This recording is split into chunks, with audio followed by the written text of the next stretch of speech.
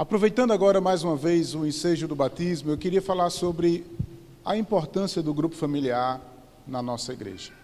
E eu queria falar sobre relacionamentos, responsabilidades e relevância. Mas antes eu queria que você abrisse sua Bíblia no livro de Atos, capítulo 9, a partir do verso 20.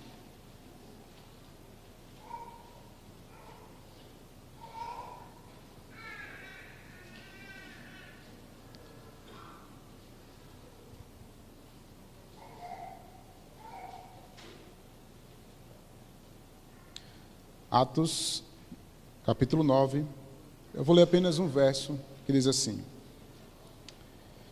Vamos ler a partir do verso 19,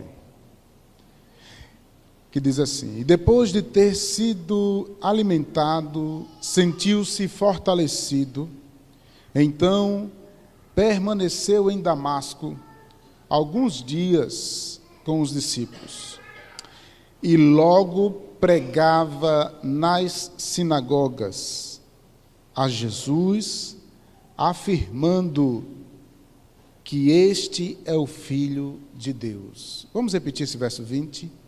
E logo pregava nas sinagogas, afirmando que Jesus... Vamos orar. Pai, em nome de Jesus, nós te louvamos e te agradecemos por essa oportunidade. E te peço, Senhor, que teu Espírito possa iluminar as nossas mentes, para que, ó Deus, o teu nome seja glorificado, o teu nome seja exaltado. Que a tua palavra, Senhor, possa ser aplicada aos nossos corações e toca, Senhor, no profundo, no íntimo das nossas vidas. E sejamos, então, alimentados pela tua palavra, em nome de Jesus. Amém.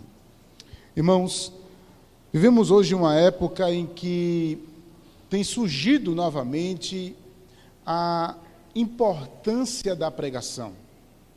E eu me lembro que quando eu estava terminando o seminário, a minha sede, a minha angústia e a minha vontade de pregar a palavra era tão grande que eu me inclinei a fazer a monografia do meu curso, falando exatamente sobre a importância da pregação para o crescimento da igreja.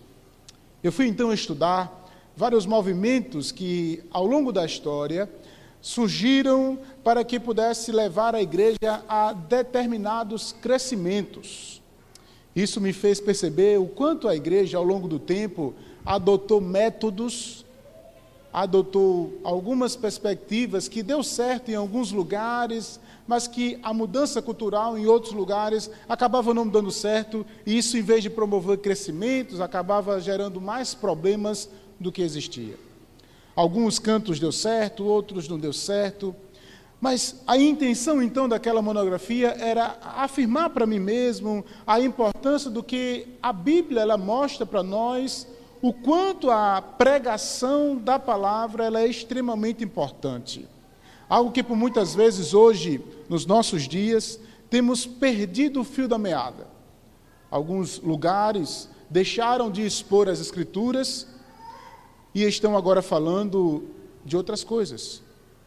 Deixaram de trazer as verdades das Escrituras como fundamental para as nossas vidas, para trazerem outras verdades, conceitos psicológicos, metodologias de coaching. Temos tanto visto isso hoje nos nossos dias, e acabamos então vendo algo até espiritual, quando em vez da palavra ser pregada, movimentos espirituais, trazendo algo que é de outro mundo ou de outra experiência, sendo trazido como verdade acima das Escrituras. Erros cometidos por muitos. Contudo, irmãos, eu queria olhar para as Escrituras. E ao olhar para as Escrituras, eu percebo que desde o Antigo Testamento, é a pregação que tem sido dado ênfase por Deus nas Escrituras.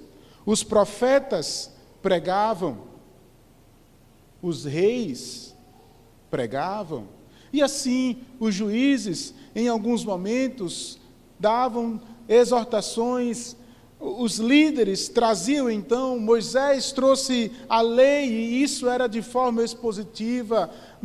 Nas cerimônias, isso era exposto. A lei foi várias vezes trazida à tona, isso de forma expositiva e bíblica. Quando nós vemos então na vinda de Cristo, nós percebemos então o ofício profético de Cristo, quando ele começa a anunciar as verdades ditas do Antigo Testamento, agora com mais clareza. Ele começa iniciando então na sinagoga, dizendo assim: olha, o que Isaías falou lá no passado, agora se cumpre em mim. O Espírito do Senhor está sobre mim. Ele começa então afirmando e pregando nas sinagogas, e ele sai então das sinagogas e vai começar a pregar nas praças, nos lugares, e as multidões começam então a se aproximar de Cristo.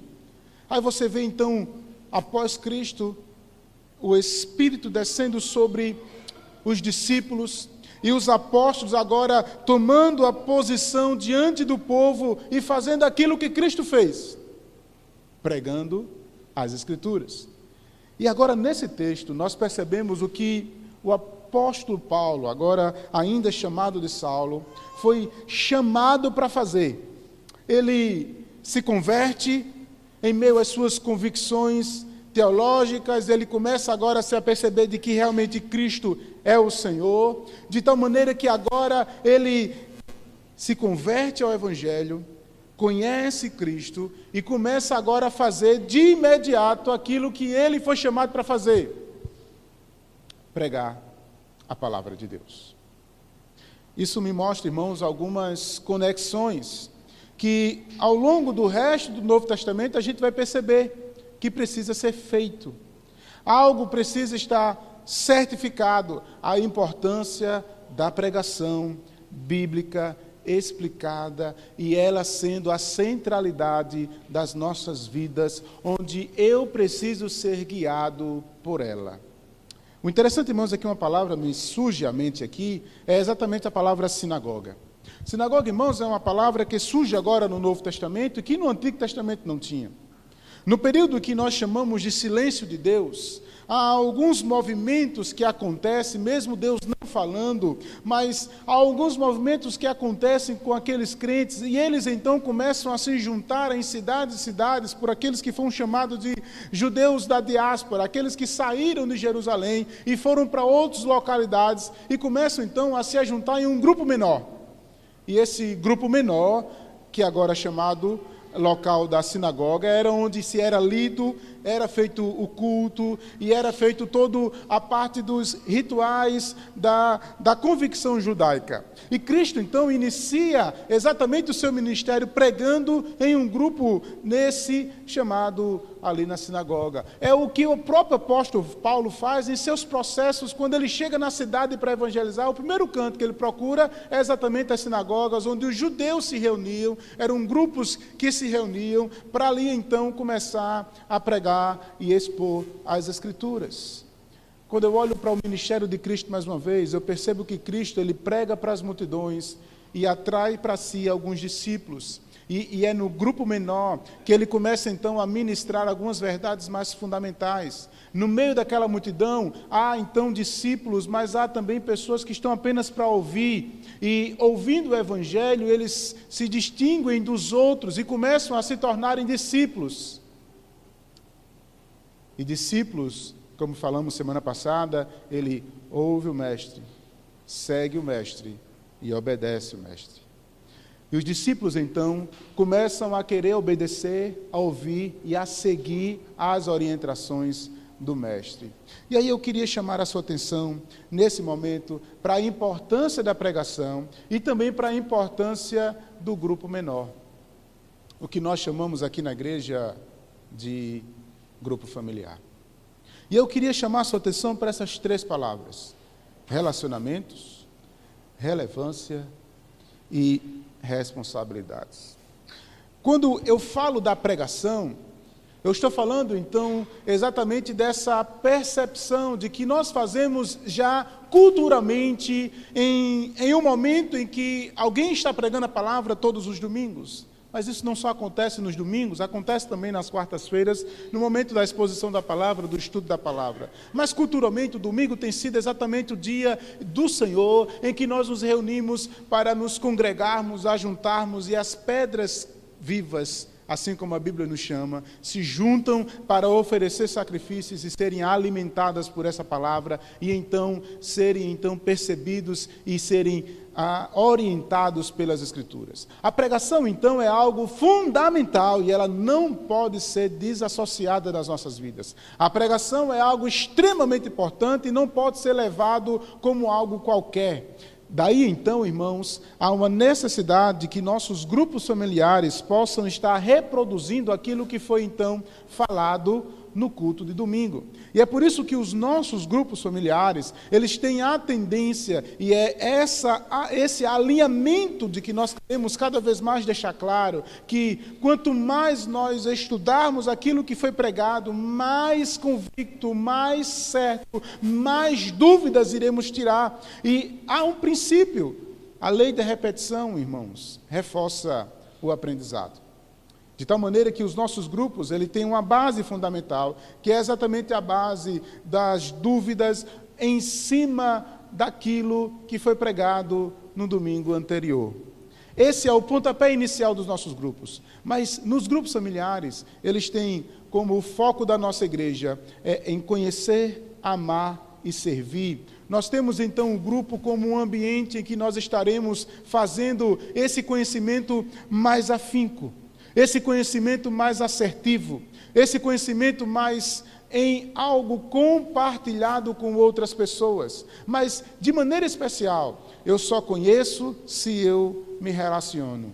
Eu só vou amar se eu me relaciono. E só vou servir se eu estou em relacionamentos. Nós vivemos hoje, irmãos, uma falta de relacionamentos muito grande. Pessoas que estão procurando igrejas, preste atenção, pessoas que estão procurando igrejas em que não há nível nenhum de relacionamento. Eu quero ir para a igreja para me esconder, e eu vou para uma igreja extremamente, na maioria das vezes, grande, para que eu possa ir, ninguém me notar, e eu voltar e não ser percebido. Quando, na verdade, irmãos, o relacionamento é exatamente a base da nossa igreja. Nós precisamos, então, nos relacionar. E se você não está em um grupo de relacionamentos, você pode não estar sendo extremamente abençoado como deveria estar sendo. E é no grupo familiar que eu começo a ter convívio, relacionamento, intencionalidade e afinidade entre os irmãos. Eu já ouvi várias vezes aqui, depois que nós começamos então a implementar cada vez mais os grupos familiares, pessoas que não se falavam, pessoas que não se conheciam, começaram então a ter relacionamentos mais saudáveis. Irmãos, isso é base fundamental para a nossa igreja. Precisamos então criar relacionamentos. Mas tem um detalhe, vivemos em uma cultura em que o relacionamento não é mais querido. Vivemos em um ambiente de privacidade, vivemos em um ambiente de isolamento, onde as pessoas não querem mais expor sua vida, pelo contrário, querem estar no seu privado, e também não querem estar com outras pessoas, querem estar no seu isolado. É a sua vida, ninguém se mete, e pronto. Contudo, irmãos, nós observamos Cristo, ao cuidar das pessoas, ao falar do Evangelho, ele se relacionando com os seus. Passando 3 anos cuidando. Você percebe isso ao longo do texto do livro de Atos, onde aqueles começam então a se relacionar em grupos pequenos, de casa em casa, e o Evangelho sendo difundido de cidade em cidade. Há um momento então que eu começo a me relacionar com aqueles que estão próximos de mim, eu começo então a falar do Rei, eu começo então a falar do Evangelho. E aqui nós precisamos entender que há um ponto muito importante para a nossa igreja, é que os grupos familiares, irmãos, irão nos ajudar em construção de relacionamentos saudáveis. E isso vai nos fazer a conhecer a Deus, conhecer o meu próximo. Vai me fazer amar a Deus, amando o meu próximo. Vai me fazer servir a Deus, servindo ao meu próximo. E vai gerar, irmãos, discípulos, trabalho. Eu estava nessa semana conversando com alguns irmãos da nossa igreja e falando exatamente dessa experiência de cuidar das pessoas e como eles diziam para mim: pastor, não é fácil, eu tenho que orar agora por essa pessoa, eu preciso sair mais cedo da minha casa para que eu possa buscar ela para vir para a igreja, eu preciso então começar a ter mais atenção. E isso gera, irmãos, a segunda coisa que eu gostaria de mostrar para nós é responsabilidade. O grupo familiar, ele gera agora uma responsabilidade maior em mim. Por quê?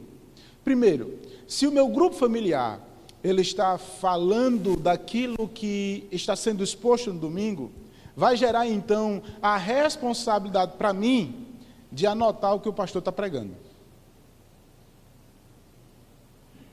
de prestar atenção na palavra.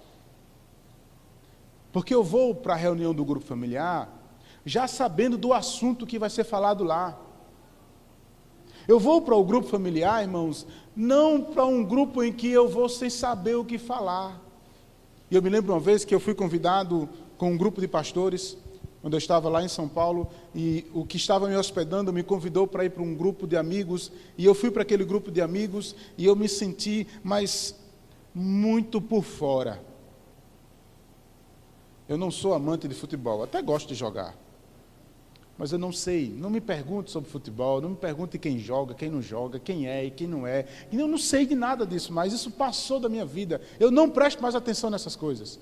Alguns podem amar isso, eu admiro quem gosta disso, mas não faz mais parte da minha natureza.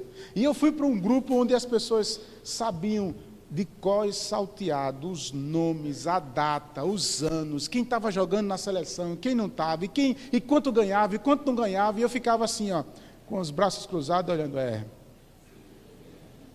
desse jeito. Sem saber de nada, irmãos.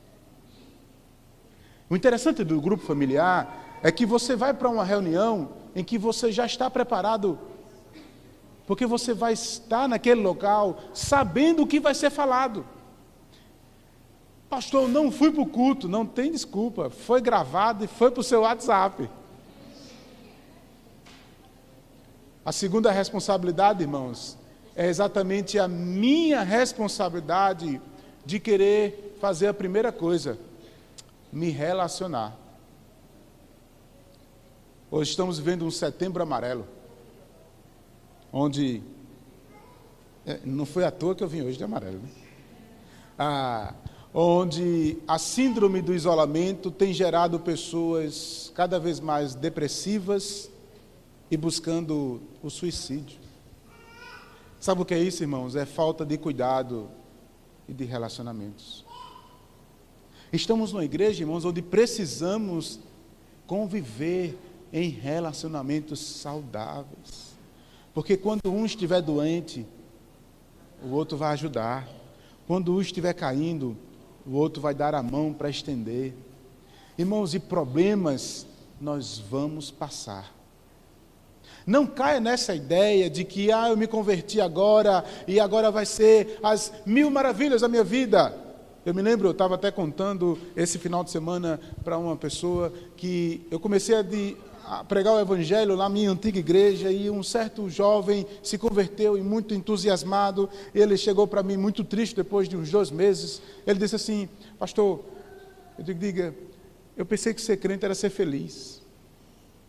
Eu disse: foi que houve? Porque eu sou muito feliz, porque eu sou crente. As minhas felicidades em ser cuidado por Deus, em ter a salvação que eu não conseguiria de hipótese nenhuma, a ter relacionamentos saudáveis, e comecei a citar vários índices, ou várias coisas que me traz alegria em ser crente, servir ao Senhor, em ter essa gratidão tão grande. Mas ele chegou para mim triste e disse assim: pastor, parece que depois que eu me converti as coisas pioraram. E eu disse uma verdade para ele, eu disse assim: irmãos, isso é só o começo, pode até piorar. Porque vai vir perseguição. E se você for perceber nesse texto que nós acabamos de ler, quando Paulo começa a pregar o evangelho, o que acontece com ele é perseguição. Ele vai ser ameaçado de morte, não vai ser. Essa é a primeira de muitas. E por muitas vezes eu e você talvez não sejamos ameaçados de morte, mas iremos incomodar as pessoas por causa do Evangelho, iremos passar por dificuldades, iremos passar por lutas relacionais, lutas em casa, lutas na família, lutas no trabalho, e que, irmãos, por você ser crente, algumas coisas irão atenuar. Mas você precisa ter certeza de que quem está no controle da tua vida, quem te sustenta, quem te garante, quem te dá suporte, é o Rei dos Reis, o Todo-Poderoso, o Criador dos céus e da terra. É Ele que vai te dar esse suporte. Mas, irmãos, eu assumo a responsabilidade. E, irmãos, de buscar relacionamentos, vai então fazer eu querer me colocar à disposição de outras pessoas. É eu expor as minhas fraquezas. Nós vivemos uma época, irmãos, em que a ideia de pastor que não peca, que não erra e que é o super-homem está em moda. Mas isso, de alguns anos para cá, tem sido cada vez mais decaído, ao ponto de nós vermos, por exemplo, do final do ano para cá, pastores se suicidando. Porque passam por dificuldades, porque são homens igual a nós, e têm lutas, têm dificuldades. E eu nunca expus aqui que eu sou melhor do que ninguém, de que sou mais forte que ninguém. Eu preciso de um grupo, e eu tenho sempre me reunido com um grupo menor aqui, onde eu chego para eles e digo assim: eu preciso de oração. Orem por mim. Preciso da ajuda de vocês. E nós oramos. O grupo, irmãos, me gera a responsabilidade de prestar atenção na palavra e de criar relacionamentos. E esses relacionamentos vai fazer com que eu possa me expor e também cuidar.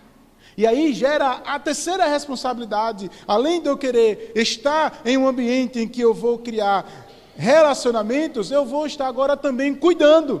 Isso gera o outro problema, que é exatamente estar disposto a cuidar de outras pessoas. Que é outra coisa, irmãos, que por muitas vezes essa cultura dos nossos dias tem nos afastado, porque tudo que é meu, é problema meu. Mas, irmãos, quando a gente está no fundo do poço, sabe o que é que a gente faz? É buscar ajuda. Quando a gente está no fundo do poço, a gente clama por ajuda. Aí eu fico me perguntando, será necessário você estar no fundo do poço para você entender que precisa de ajuda? Eu espero que não. Por isso o grupo familiar, ele vai gerar responsabilidades em você estar ouvindo as Escrituras, repartilhando as Escrituras, vai estar lhe dando a possibilidade de você ter a responsabilidade de criar novos relacionamentos e também de cuidar de pessoas.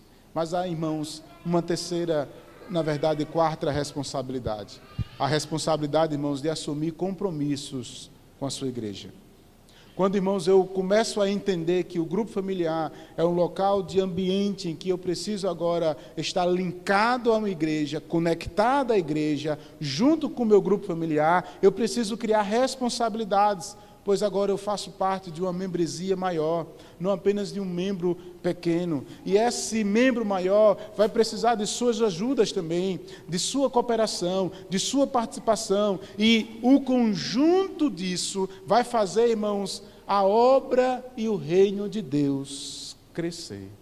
Porque você, no seu grupo, você vai estar então se aproximando, deixando as pessoas se aproximar, vai estar cuidando, sendo cuidado, e vai estar, irmãos, cada vez mais compreendendo as Escrituras. E quanto mais nós reforçarmos aquilo que aprendemos no domingo, mais isso vai se tornar cognitivo, vai estar mais presente na nossa mente, e isso vai ficar, irmãos, muito mais assertivo, e a gente vai se lembrar das verdades das Escrituras.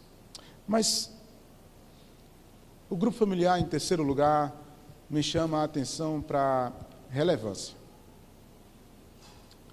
O que eu quero dizer com relevância, irmãos, é que nem tudo nas nossas vidas hoje se torna relevante.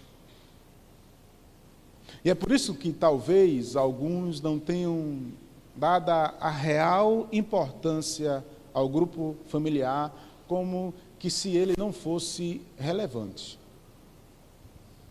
A importância apenas do culto de domingo como a pedra fundamental, ou como apenas isso como importante para a minha vida, é suficiente. Mas eu quero dizer para você que além do culto de domingo, a sua participação no grupo familiar, ela é extremamente relevante para você, para os seus relacionamentos, para a sua família e para a oportunidade de você discipular outras pessoas. Eu e você precisamos então entender que o grupo familiar vai ser relevante para o aprendizado. Eu me surpreendi com alguns irmãos aqui, em algum dos grupos que eu participo, que eu vou observando algumas coisas, e aí eu chego em um determinado grupo e o irmão está com aquele checklist de todos os pontos importantes que o pastor falou. Eu vou em outro e percebo que ele, sem fazer o checklist, mas está tudo decorado na cabeça. E ele começa a dizer, o pastor disse isso. E eu fico, rapaz, ele disse isso mesmo, tem certeza? É relevante, irmãos, o aprendizado. É relevante para que eu possa, então, compreender de maneira cada vez mais profunda as Escrituras. E aí eu fico achando importante uma coisa, irmãos, é que, à medida que eu me relaciono, eu começo a dar importância e convidar as pessoas que eu acho importante para a minha vida. E eu citei aqui uma coisa bem interessante, eu lendo um livro do Larry Walsberg, ele fala uma coisa bem interessante com relação ao convite das pessoas. Ele disse, imagine só, então, um grande restaurante abrindo aqui em Valentina, e esse restaurante, ele dá tickets de alimentação para, 250 pessoas. E ele entrega na expectativa de receber essas pessoas. Só que ele não presta atenção que não colocou datas separadas nesse ticket. E ele só comporta no restaurante 100 pessoas. E de repente chega no primeiro dia da inauguração 250 pessoas. E ele não está com sua equipe treinada, nem os cozinheiros, nem os garçons, para receber com alto nível essas pessoas a quem ele convidou. Essas pessoas entram, chegam, algumas ficam lá fora esperando a rotatividade. As que estão lá fora começam a reclamar porque não conseguiu entrar. A comida que ele ofereceu não foi a de melhor, porque ele teve que oferecer com mais rapidez para que isso começasse a ser mais acelerado. E aquele serviço a que ele prestou não foi bem sucedido. Resposta a essa ação negativa. Pessoas que foram nesse dia não convidam outras pessoas para irem. E eu me lembro que eu fui para um restaurante com uma pessoa aqui da igreja, e essa pessoa não tinha ido para um restaurante da qual eu gosto muito de ir. Eu disse, vamos comigo para esse restaurante, é seu aniversário, e eu vou lhe dar esse presente. Nós fomos para esse restaurante, e eu percebi que, depois que eu levei essa pessoa, em outros momentos, olhando os seus status, ela estava no restaurante de novo. E eu disse, você nem me convidou. Eu lhe convidei, você não me convidou. Você deveria ter me levado, rapaz. O que aconteceu, irmãos? O bom recebimento, a boa comida, fez a pessoa voltar. E eu, por ter conhecimento e gostado do local, indiquei uma outra pessoa e levei ela lá.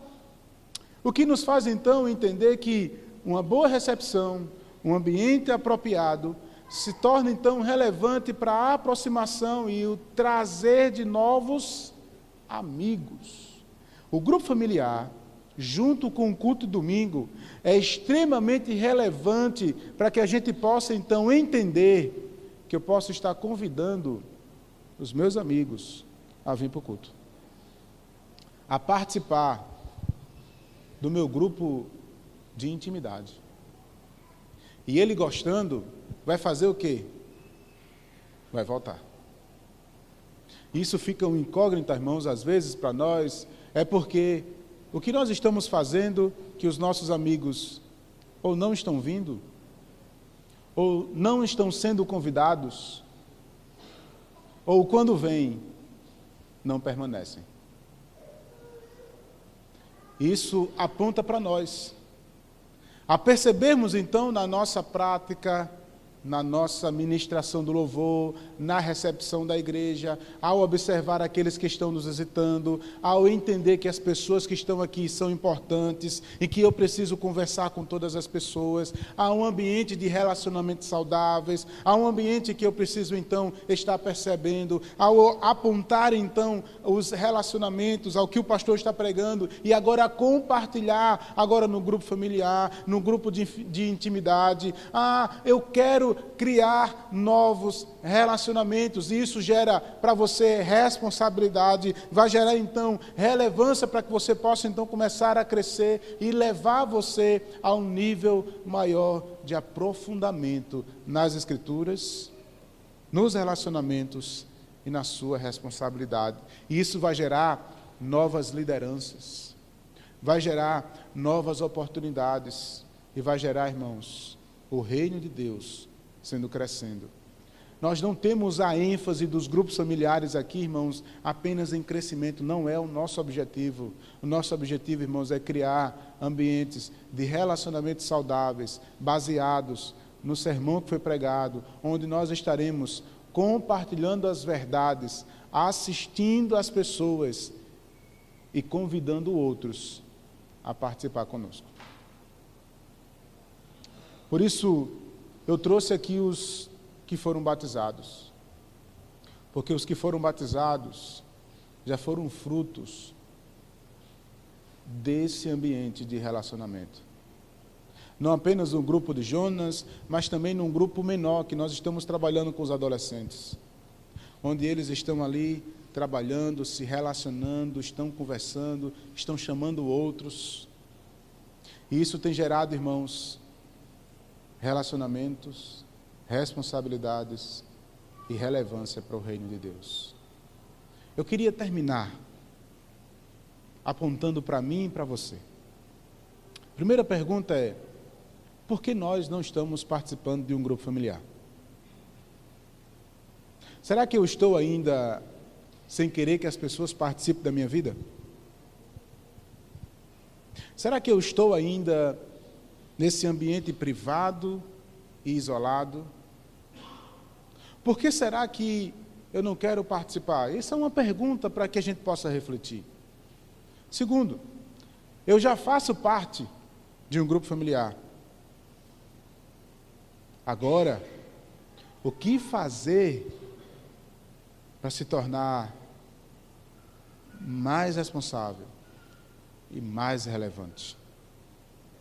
O que é que eu agora, como membro da igreja e membro desse grupo, participante, eu posso então fazer?